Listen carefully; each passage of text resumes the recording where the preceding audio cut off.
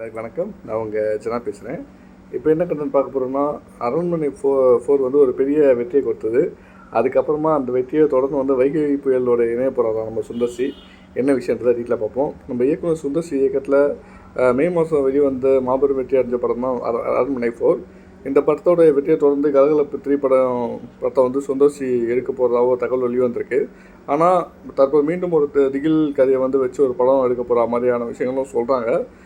இதில் எது உண்மைன்றது அதிகாரப்பூர்வ அறிவிப்பு ஒன்றும் வெளியே வரல. எந்த சூழலில் சுந்தர்சியோட வைகை புயல் உடன் நினைவு போகிறதாகவும் ஒரு தகவல் ஒன்று வந்திருக்கு. பல ஆண்டுகள் கழித்து மீண்டும் வடிவேலை வச்சு ஒரு படம் எடுக்க முடிவு செஞ்சுருக்காராம்.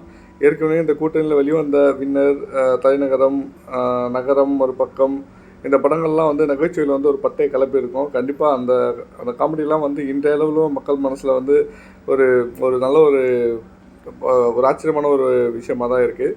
கண்டிப்பாக அதே மாதிரி அவங்க 2 பேரும் அகைன் சேர்ந்தாங்கன்னா ஒரு பெரிய சக்ஸஸ் இருக்குன்றதை, சக்ஸஸை விட நகைச்சுவை நிறைய நல்லா இருக்குன்றது நம்ம கண்டிப்பாக சொல்லலாம். கண்டிப்பாக அது என்ன மாதிரி அப்டேட்டில் வருதுன்றதை வெயிட் பண்ணி பார்த்து அதை பற்றி அப்டேட் கொடுப்போம். Thank you for